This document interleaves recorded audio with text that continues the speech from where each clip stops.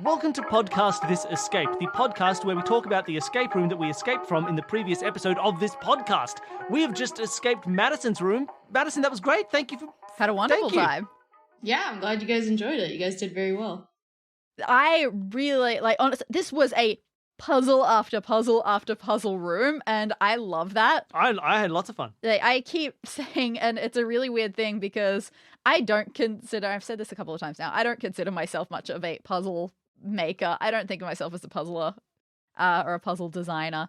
I just tell stories, and it just so happens that this puzzly medium is the one that works best for me.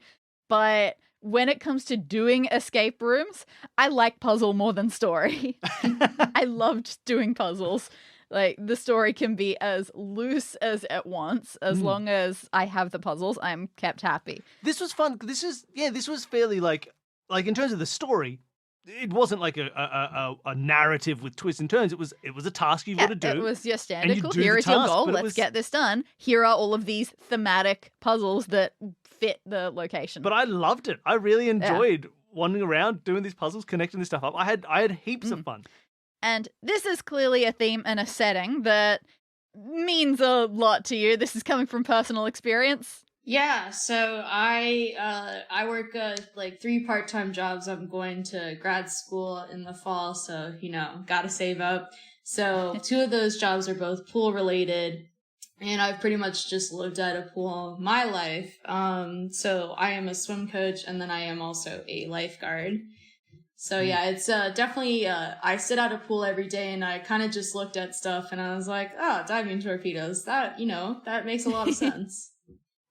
Yeah, it was nice that there were a lot of puzzles, and none of them felt like shoehorned in. Like, they all had this lovely thematic existence within the space. Like, it didn't, it was doing organizing pump stuff, having the pool toys that were turned out to have a puzzle related to them, the testing of the water to get yourself a number. Like, it was great. Nothing felt out of place and weird. Like, they all felt like they existed really naturally in the space. Yeah, that's one thing that's important to me, because like I do a lot of escape rooms, and so the escape rooms I really like are the ones that stick very much to theme, and there's not puzzles that are just like they couldn't think of anything, and so it's just, I hate math problems, so that tends to just end up being puzzles.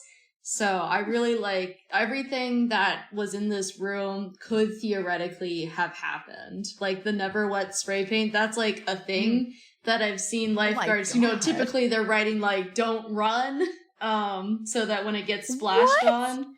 Yeah, but this is like all like based on like real life experiences. That's wild. I love it. Now, one thing that I was just looking at, going, apart from the fact that you're never going to stop people from jumping into a manky pool, most of this I feel could be physical escape roomy as well. Yeah, you could build. Yeah, the dealing with water would be the toughest part, but you could build this out as a real escape room. Yeah, I mean, it's not even just that the dealing with water; it's that someone's going to dive in and find that body too early. Well, but beyond that, I think everything is pretty solid. Like, I'm just thinking, I love that pump changing puzzle. I thought that was so great, and that would be fun in a real room as well. Yes, yeah, that physical feeling of changing all those levers that makes to you the right feel places. special. Yeah, I mean, I definitely have more experience like building rooms, and then I didn't say this in the beginning, I was a game master at an escape room for like a couple months. Oh, really? I'd love to do it again. It's also very fun, and it's indoors, so you don't get sunburned. Fair. But yeah, so I'm definitely more used to building, like, I guess, physical rooms, so that's why it probably seems a lot more, like, practical, I guess you would say. Yeah, that makes a lot of sense. If you have that experience in that world, it'll still design to that kind of feeling. Yeah, it's really good because sometimes, I mean, I find that when people ask if I ever want to design real world things, and I just say, no, I don't know how to do that. So you would think that someone who's used to designing physical rooms, maybe turning them into these sorts of rooms would be a struggle. This one, not so much. I wouldn't have been able to tell. I could just tell this would be fun in the real world too. I would like to put, I feel like we should start talking about like puzzles that we think are really fun or that we liked or were memorable. A little thing that I really loved was I really liked the way the pool rules color puzzle went, right? because it was so, like, I feel like we went through it in a way that is so, like, exactly how it should be gone through. Is we saw the rules, we saw the violet one, which stands out, that makes you think, wait a minute, violet. Couldn't quite see the others. Eventually you saw orange, went, oh, that's fun. But then because teal is such an odd color, it doesn't, even when we saw it, like, stick out. And red is such a short, easily hidden one. That you know, red is hard to see didn't grab by it itself either. unless you're looking for it because it is so normal. Yeah. But yeah, like, we even said, like, if you go back and listen, like, we had a moment of being like, oh, there's got to be something there at, like, T-let or something. Maybe no, there's no color there. And that's exactly where the color was. We just weren't thinking of teal. Wording really weird and obvious that it was not right. Yes. And that was good as well. And Danny picked up on that. Yeah, like, it was a very good level of something is specific here, but I'm not quite sure if I can find it yet. So it felt really good when we found the other side of it. Connecting that to the underwater torpedoes thing, I found that lovely. And as soon as I saw that one of the torpedoes was blue-green... That was clever. It was like, okay, blue-green, that's the odd thing. Like, that will be why we didn't see it. It's going to be a weird color. Thank you for doing that. I literally, I wrote blue-green specifically. Cyan. I was so close to writing aqua. Yeah, right? But that's cool because that hides all those odd colors you would have thought of. Like, an aqua very well may have been there, right? With something being aquatic, like, exactly. Like, you could fit it on there. But I love that idea, and I really loved the way that came together. It's such a classic idea of puzzle, but the way you've written it makes it really enjoyable and really like, oh, that's cool. I didn't think about this. I didn't think about that. The connecting of those objects together, and much like the connecting of the pumps to the scheduling board, they worked so nicely together. Would you have said that that's your favorite puzzle, the pump one? I mean, only reason I want to say no is because you solved it and not me. But yeah, I really liked it, so I think so. Did you have, when you were designing this and writing the room, did you have anything that you thought was like your favorite moment or that you were most proud of, or as a puzzle that you like? So my favorite puzzle, and this is like, I actually rewrote this back into the room. In the original room, I didn't have it, is the Under the Sea puzzle. I've used this in almost every escape room I've done, to be quite honest. Like, because I told you before, I made a theater theme room, so there was this Under the Sea just starts playing. I love that puzzle.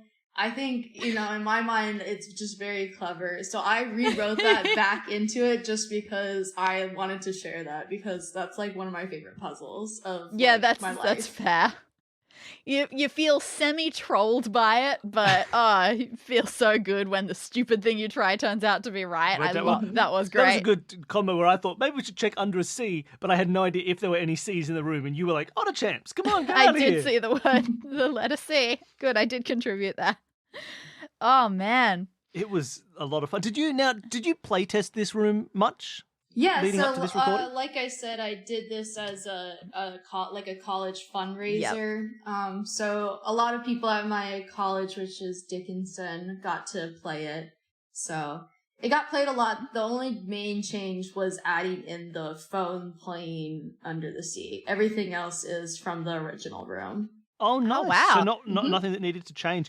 Did people, what were people's, how did we compare to other people in terms of where we got stuck or what we did super amazingly at? You guys got the pool rules way faster than anyone else. They recognized that they really struggled with teal. They recognized that the wording was weird, but struggled with that.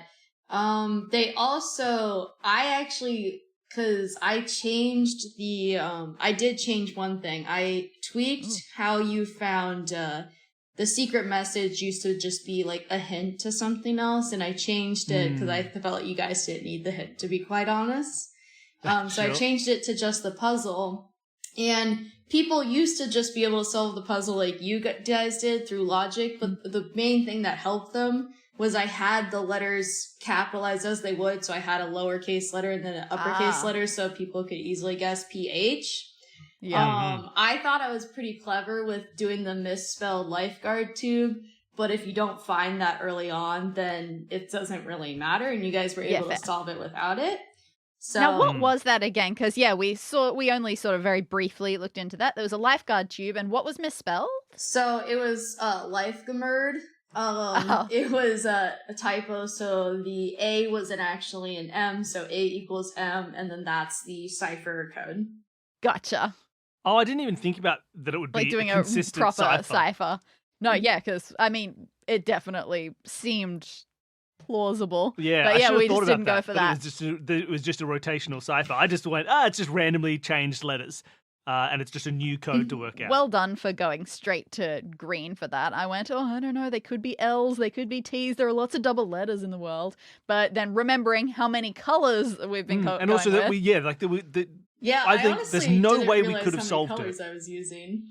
Yeah, that always happens. It's like I think that's the biggest thing that can come up in like playtesting and stuff is going, oh, I mentioned like 3 colors accidentally in a row, and now everyone's and fixated none of them on is it. related on to each other. Like I had one color puzzle at the start, and then later on I had a bee appear, and of course I described the bee as being yellow and black because that's what bees look like. But then every single person is like, "Oh my god, more colors! It's a bee! It must be part of it." And you're like, "Oh no, it's fine. Yeah. That's just what a bee looks like. Don't worry." But no, I think if we hadn't found the chlorine stuff first, no way I would have I don't think I would have solved that. Oh, There's no way we could have got to green equals chlorine, especially because we weren't thinking of an actual rotational cipher. No, that's right. Saying green, that's very plausible because we'd seen colors. But then what did that give us? That gave us the R, the N, and the E of the first word. Which got you to the green. I don't know how quickly that would have gotten us to chlorine I without don't think that. I would have got that chlorine without you, but that worked quite well.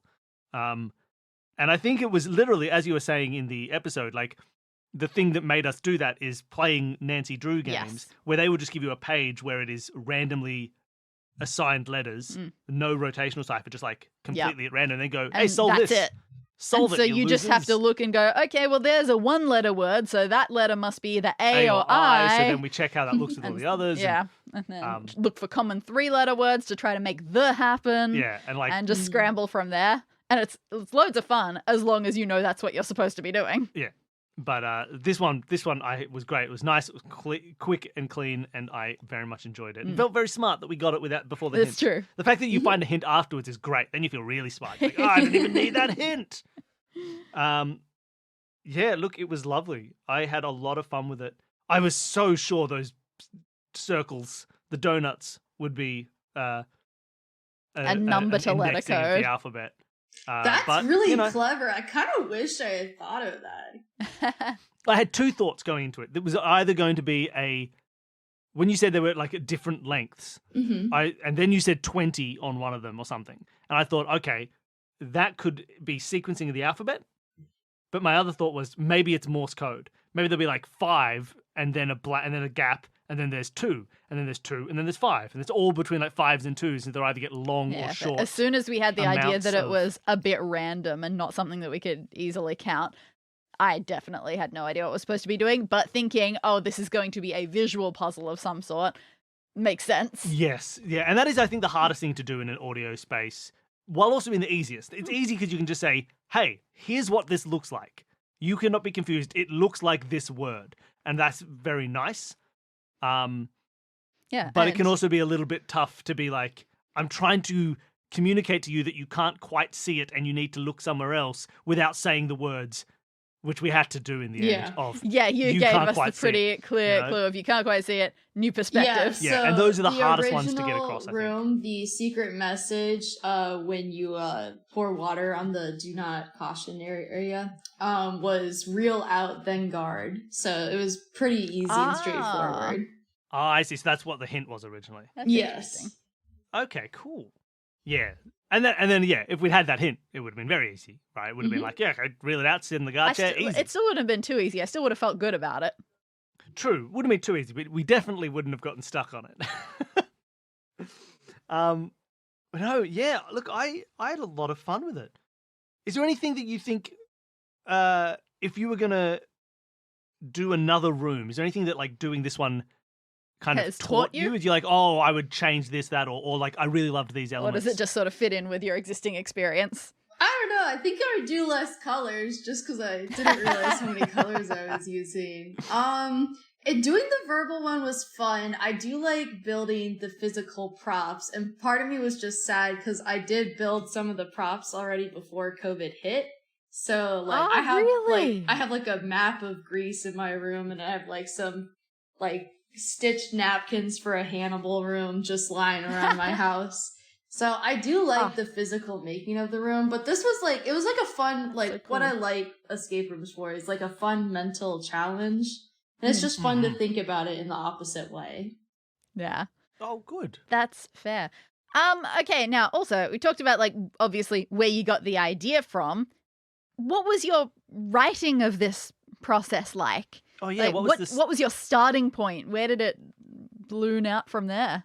So I actually wrote it last summer because, you know, I was listening to the podcast and then I was like, oh, I could probably do this. And also lifeguarding is very boring if you've ever done it. So you have a lot of downtime. So just I would kind of think of different ideas. And then once I kind of assembled like different tasks, like I think I came up with the torpedoes one first. Nice. And then the pump room one. And so then I had to like go back and like kind of add puzzles in to fix the flow. But you have a lot of downtime. So it just kind of wrote itself. And then the first time I play tested was last summer and I did it for my friends to rehearse doing it for Dickinson, which I would have done originally in person and then turned into a verbal room.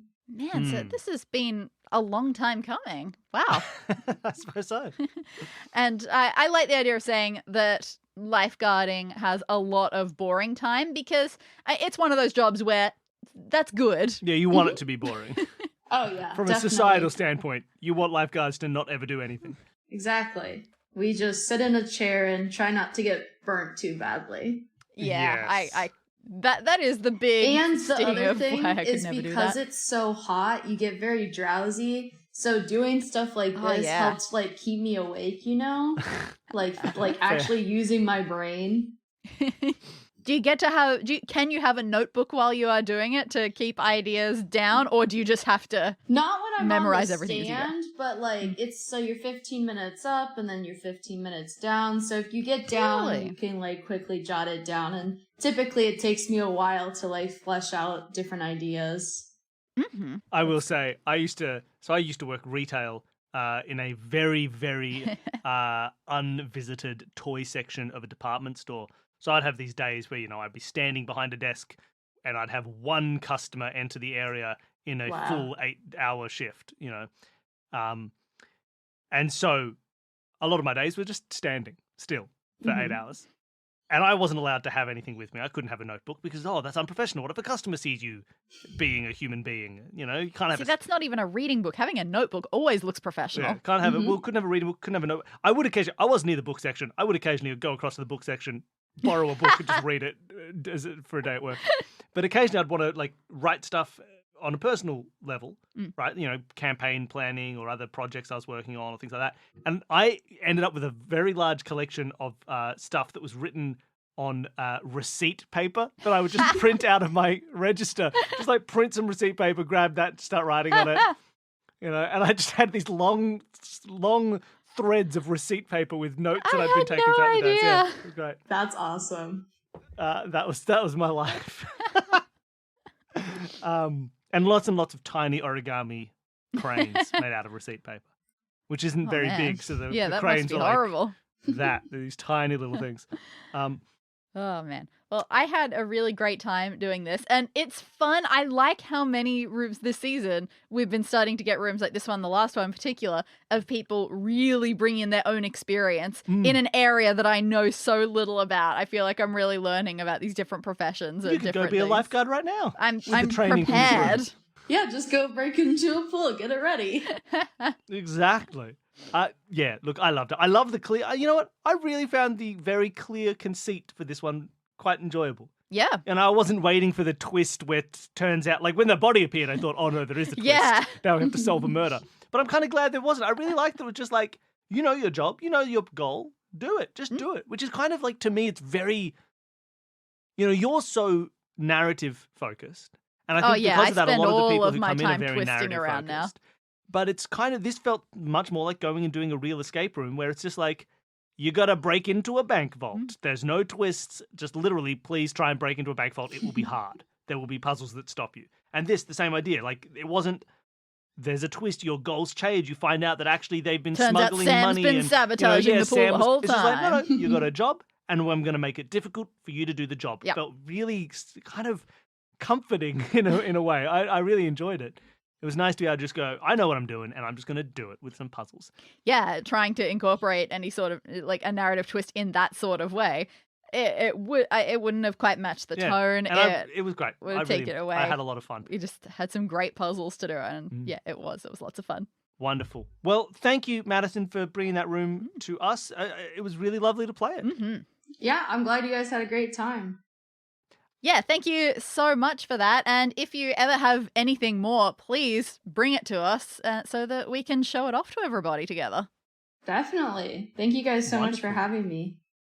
Yeah, look, it was great fun. For everybody else listening at home, I hope you enjoyed the episode. If you want to find more of us, you can follow us on Twitter or Instagram or Facebook or various other places. If you want to hang out with other fans of the show and also us as well sometimes, well, me, not Danny, you can join us on the Discord. We have a Discord for all fans and discussion. You can talk about what's going on in the latest shows and find out behind-the-scenes stuff and share puzzles that you've made and do a whole bunch of other stuff. It's a really nice little community space. If you want to join us there is a link to that in the show notes below.